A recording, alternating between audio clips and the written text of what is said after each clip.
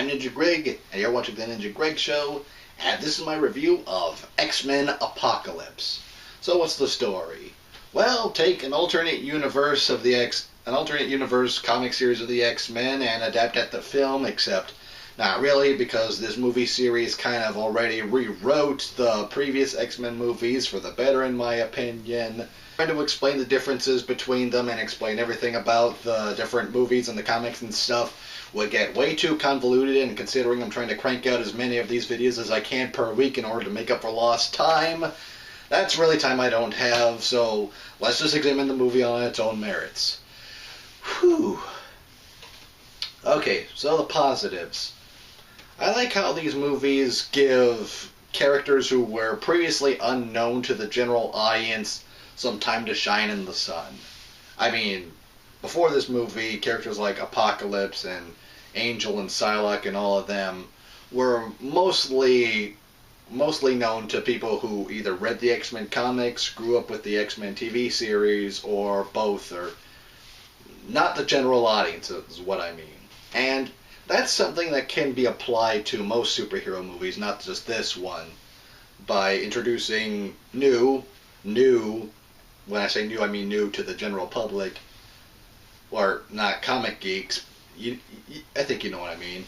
Introducing characters who've never been in a movie but have been in a comic and putting them on the silver screen.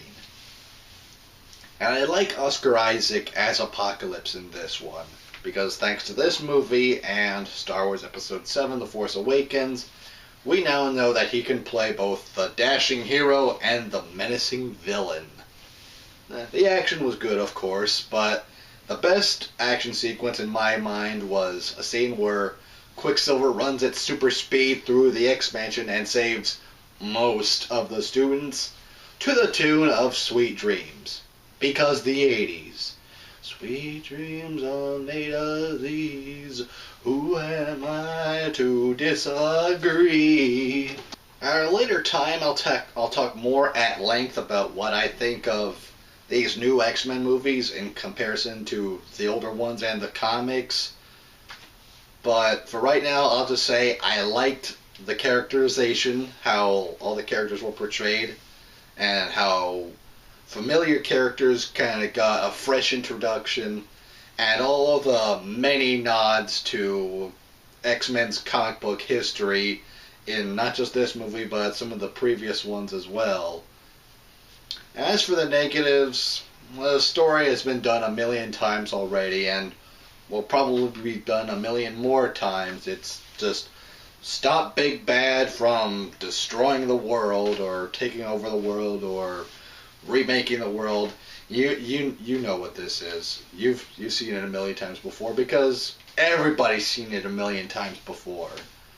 But for what it is, it's alright. And I would call foul on how uber powerful Appoclypse seemed, but I don't exactly know that much about him, so I don't really know the extent of his powers and what he can do, so I guess I'll let it slide this time.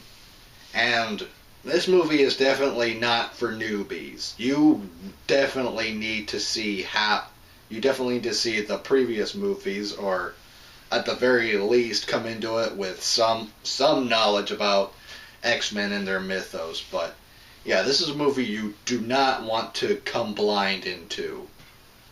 I really recommend, if you've never read an X-Men comic book a day in your life, then I recommend seeing it with someone who does have some knowledge about the X-Men, so they can probably help you figure it out. And again, if you don't know who the X-Men are, why would you see an X-Men movie? But I didn't mind it too much, because I'm a comic geek, and I have seen the movies, and I am familiar with a lot of these characters. But yeah, this is definitely something you don't want to walk blind into. I do recommend this one, but again, only if you've seen the first two, and if you plan on seeing the next one, because they do sequel bait with a mid-credits scene. So yeah, and if you're a comic geek and you're paying attention, you might know who's going to be involved in that next movie. But For those of you who aren't, it's that mid-credit scene is probably not going to mean very much unless you have it explained to you. That's the unfortunate thing about these current comic book movies. Those who are kind of ignorant, largely ignorant to the mythos of the comic book world, need to have a lot of stuff explained to them. So, yeah. Nevertheless, I really do recommend this one. But anyways, that was X-Men Appoclypse. I'm Ninja Greg. You've been watching The Ninja Greg Show. Don't forget to like and subscribe. I'll see you next time.